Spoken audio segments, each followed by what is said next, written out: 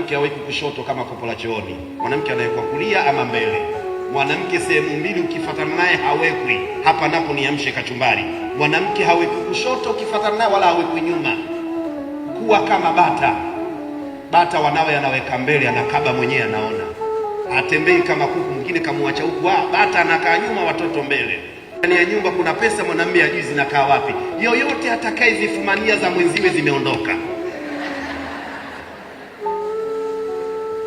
Mwanamume hamuamini mwanamke na mwanamke hamuamini mwanamume.